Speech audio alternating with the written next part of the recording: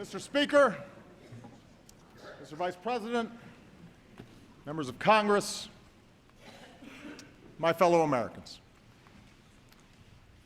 Tonight marks the 8th year that I've come here to report on the State of the Union. And for this final one, I'm going to try to make it a little shorter.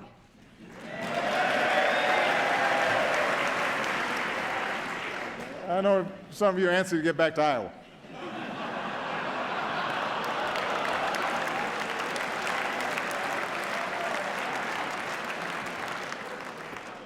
I've been there. I'll be shaking hands afterwards if you want some tips.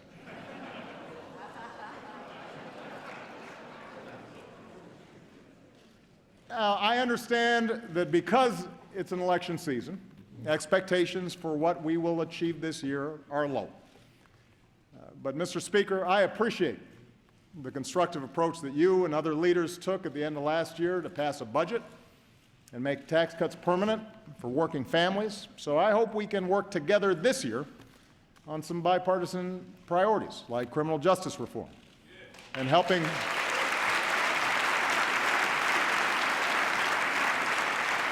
people who are battling prescription drug abuse and heroin abuse.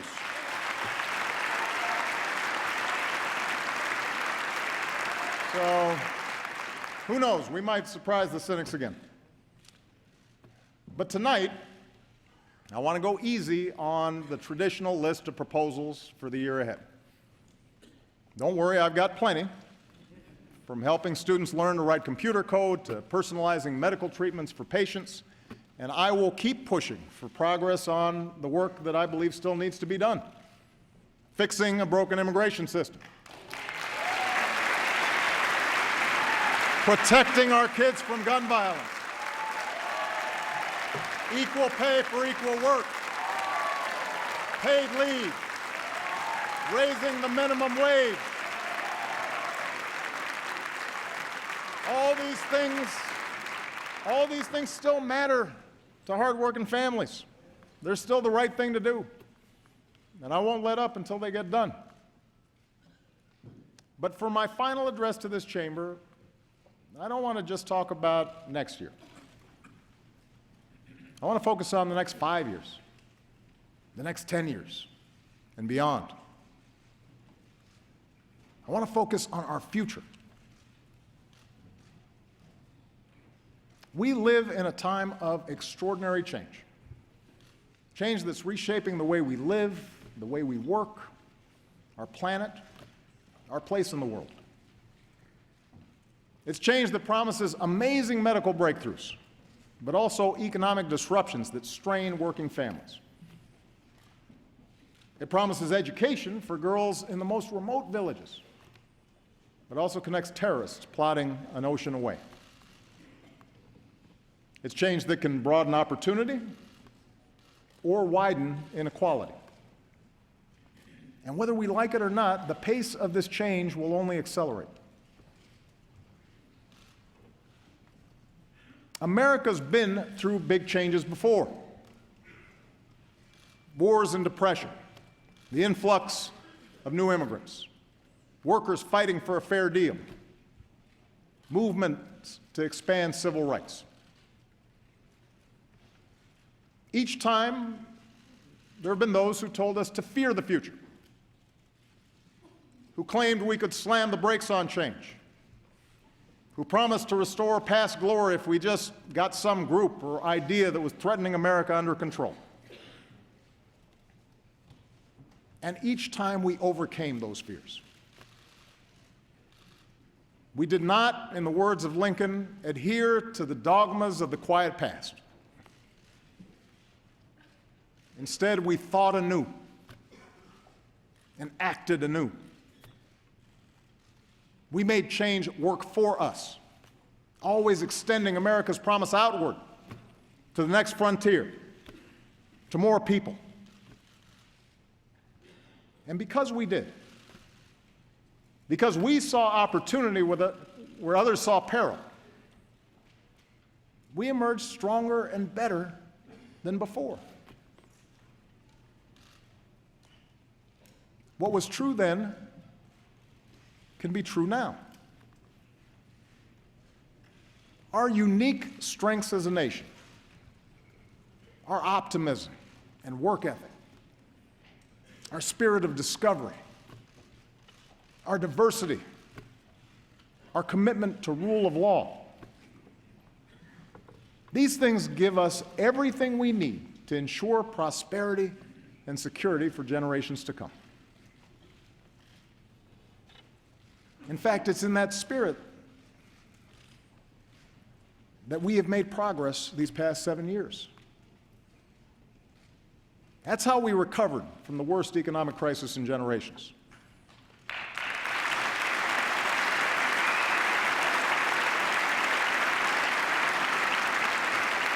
That's how we reformed our healthcare system and reinvented our energy sector.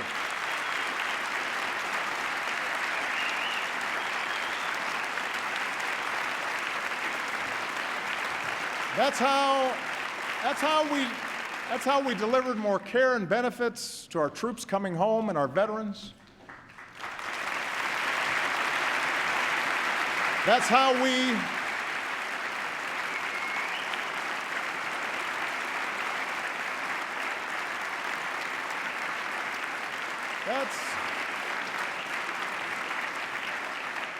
That's how we secured the freedom in every state to marry the person we love.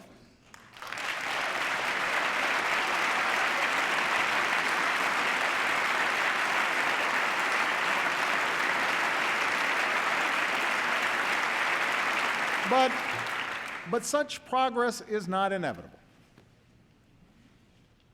It's the result of choices we make together. And we face such choices right now. Will we respond to the changes of our time with fear, turning inward as a nation, turning against each other as a people? Or will we face the future with confidence in who we are, in what we stand for, and the incredible things that we can do together? So let's talk about the future. And 4 big questions that I believe we as a country have to answer, regardless of who the next president is or who controls the next Congress. First, how do we give everyone a fair shot at opportunity and security in this new economy?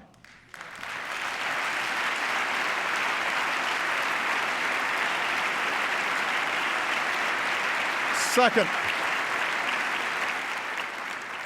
how do we make technology work for us and not against us, especially when it comes to solving urgent challenges like climate change?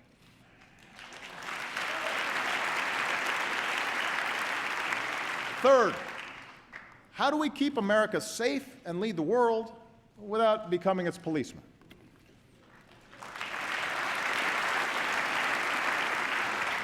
And finally, how can we make our politics reflect what's best in us and not what's worse?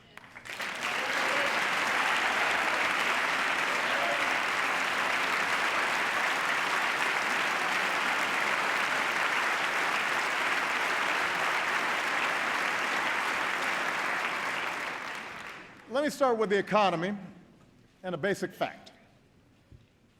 The United States of America, right now, has the strongest, most durable economy in the world.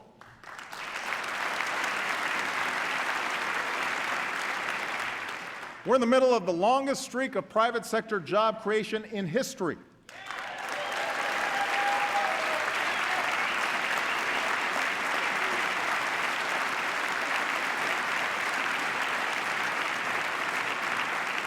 More than 14 million new jobs, the strongest 2 years of job growth since the 1990s, an unemployment rate cut in half. Our auto industry just had its best year ever.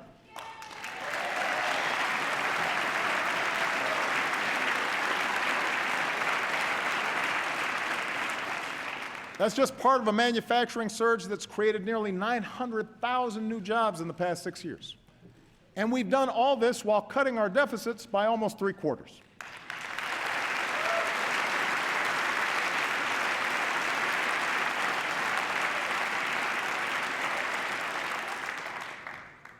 anyone claiming that America's economy is in decline is peddling fiction. Now, what is true, and the reason that a lot of Americans feel anxious, is that the economy has been changing in profound ways. Changes that started long before the Great Recession hit, changes that have not let up. Today, technology doesn't just replace jobs on the assembly line, but any job where work can be automated.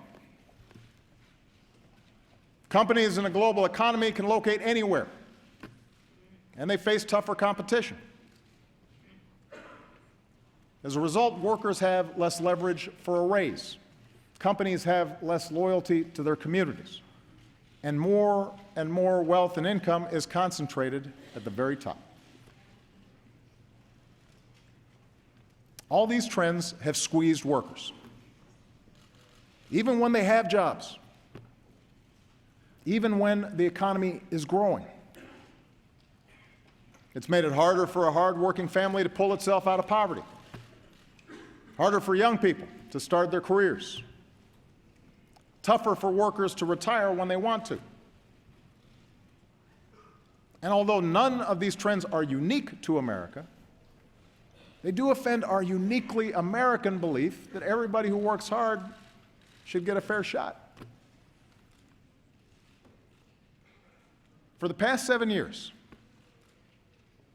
our goal has been a growing economy that also works better for everybody.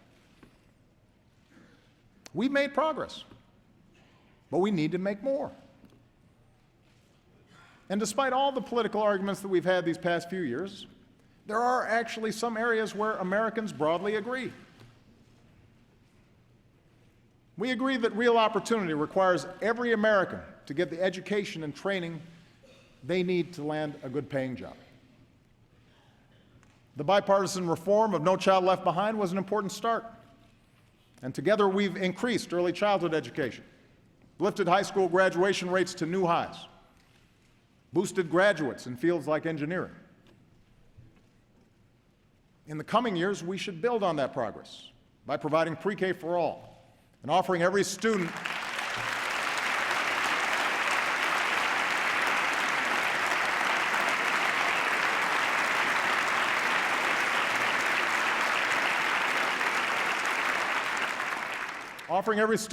the hands-on computer science and math classes that make them job-ready on day one.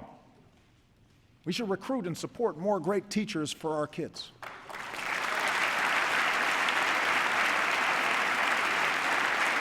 And we have to make college affordable for every American.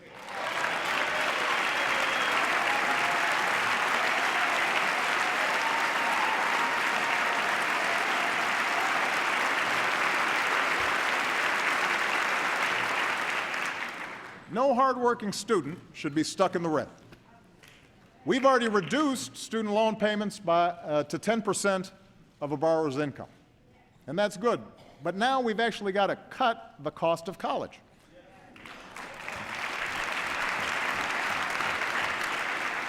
Providing 2 years of community college at no cost for every responsible student is one of the best ways to do that, and I'm going to keep fighting to get that started this year.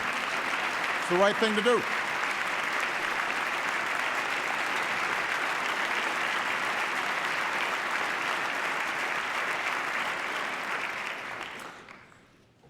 But a great education isn't all we need in this new economy. We also need benefits and protections that provide a basic measure of security. It's not too much of a stretch to say that some of the only people in America who are going to work the same job in the same place with a health and retirement package for 30 years are sitting in this chamber.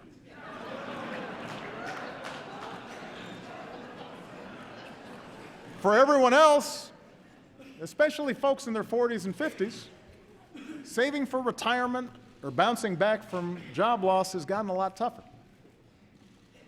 Americans understand that at some point in their careers, in this new economy, they may have to retool, they may have to retrain, but they shouldn't lose what they've already worked so hard to build in the process.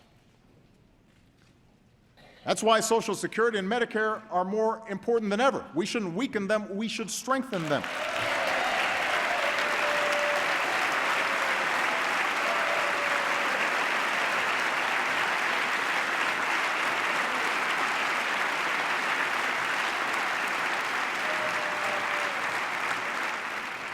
And for Americans short of retirement, basic benefits should be just as mobile as everything else is today. That, by the way, is what the Affordable Care Act is all about. It's about filling the gaps in employer-based care so that when you lose a job, or you go back to school, or you strike out and launch that new business, you'll still have coverage. Nearly 18 million people have gained coverage so far. And in the process,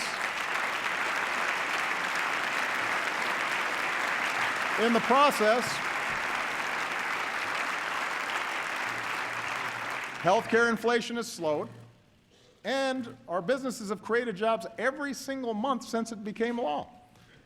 Now, I'm guessing we won't agree on healthcare anytime soon. But, oh, applause back there. Just a guess. But there should be other ways parties can work together to improve economic security. Say a hardworking American loses his job. We shouldn't just make sure that he can get unemployment insurance. We should make sure that program encourages him to retrain for a business that's ready to hire him. If that new job doesn't pay as much, there should be a system of wage insurance in place so that he can still pay his bills. And even if he's going from job to job, he should still be able to save for retirement and take his savings with him. That's the way we make the new economy work better for everybody. I also know Speaker Ryan has talked about his interest in tackling poverty. America is about giving everybody willing to work a chance, a hand up. And I'd welcome a serious discussion about strategies we can all support, like expanding tax cuts for low-income workers who don't have children.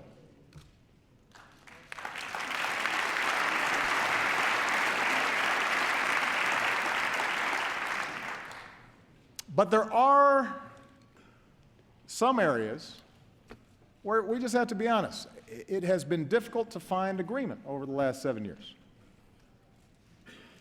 And a lot of them fall under the category of what role the government should play in making sure the system's not rigged in favor of the wealthiest and biggest corporations. And it's an honest disagreement. And the American people have a choice to make. I believe a thriving private sector is the lifeblood of our economy. I think there are outdated regulations that need to be changed. There is red tape that needs to be cut. There you go. Yeah.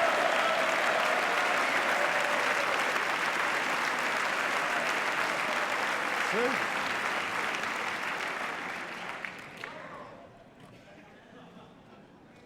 But after years now of record corporate profits, working families won't get more opportunity or bigger paychecks just by letting big banks or big oil or hedge funds make their own rules at everybody else's expense. But middle-class families are not going to feel more secure because we allowed a tax on collective bargaining to go unanswered. Food stamp recipients did not cause the financial crisis. Recklessness on Wall Street did.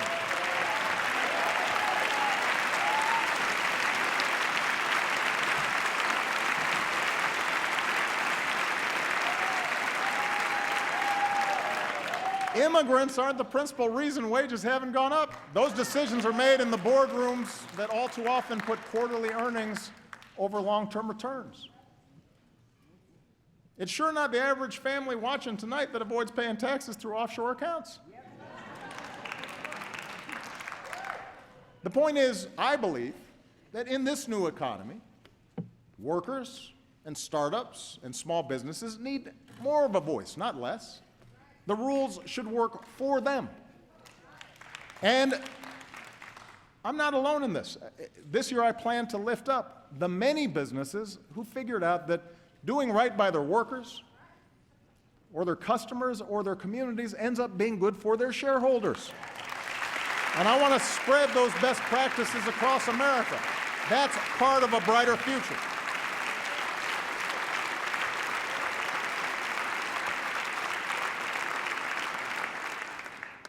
In fact, it turns out many of our best corporate citizens are also our most creative. And this brings me to the second big question we as a country have to answer.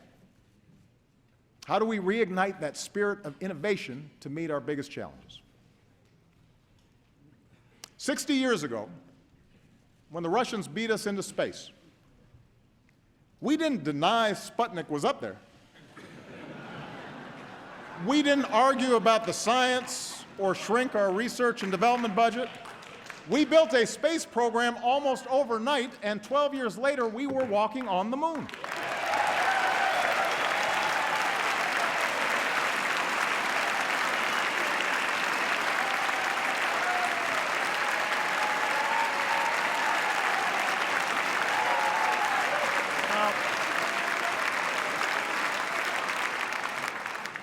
That spirit of discovery is in our DNA.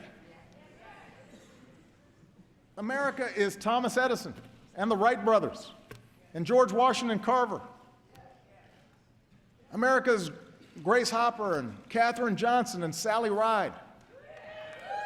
America is every immigrant and entrepreneur from Boston to Austin to Silicon Valley racing to shape a better future. That's who we are. And over the past 7 years, we've nurtured that spirit. We've protected an open internet and taken bold new steps to get more students and low-income Americans online. We've launched next-generation manufacturing hubs and online tools that give an entrepreneur everything he or she needs to start a business in a single day. But we can do so much more. You know, last year, Vice President Biden said that with a new moonshot, America can cure cancer. Last month, he worked with this Congress to give scientists at the National Institutes of Health the strongest resources that they've had in over a decade. Well,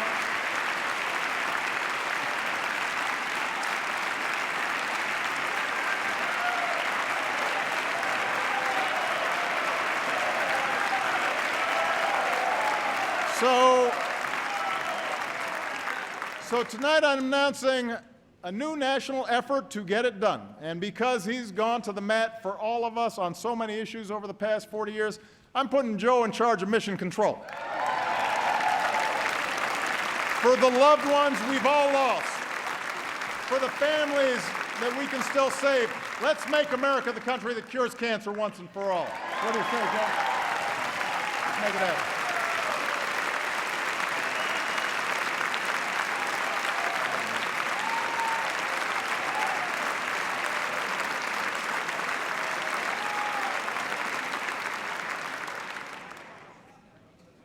Now, medical research is critical. We need the same level of commitment when it comes to developing clean energy sources.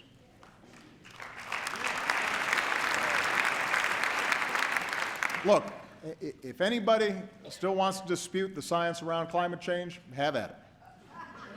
You will be pretty lonely because you'll be debating our military, most of America's business leaders, the majority of the American people, almost the entire scientific community, and 200 nations around the world who agree it's a problem and intend to solve it. But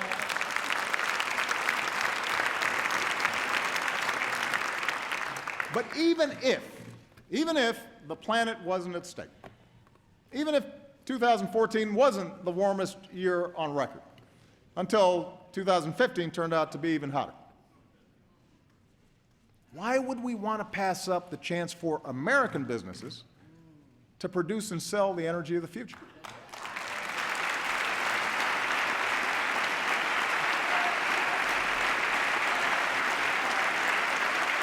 Listen,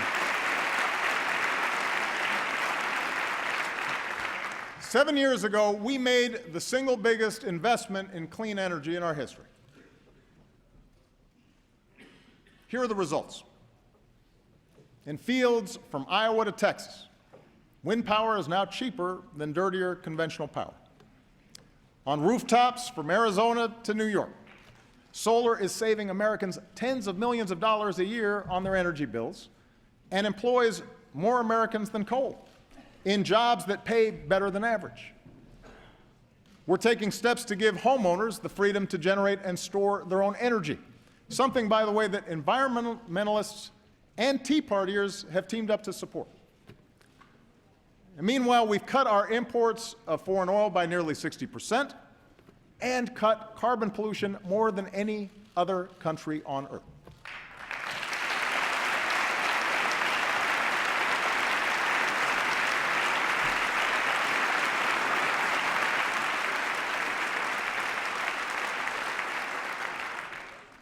Gas under $2 a gallon ain't bad either.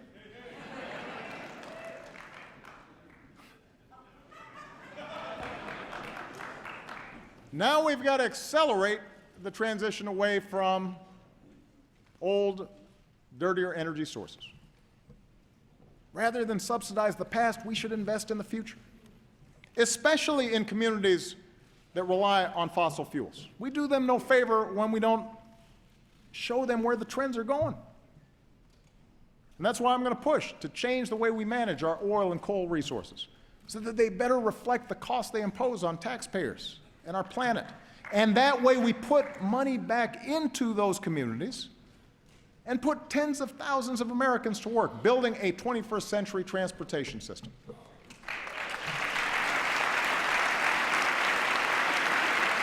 Now,